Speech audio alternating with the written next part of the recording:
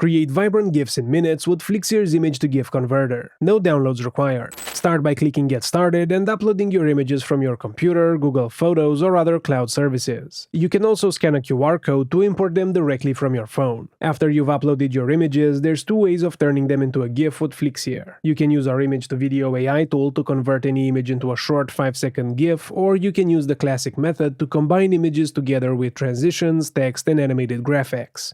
We'll explain both methods in this video, so feel free to use the chapters to skip to the part you're most interested in. To use the AI tool, click on All Projects in the top left, then go to AI Tools and choose AI Image to Video. Choose the option to import images from your Flixier library and select the images you uploaded earlier. Now type your prompt into the text box and choose your preferred aspect ratio from the dropdown at the bottom of the screen, then hit Generate. After your GIF is generated, click Open in Editor. Here you can edit it further, or you can click on Export in the top right and choose GIF. Select your frame rate, then hit Export GIF to save it to your computer.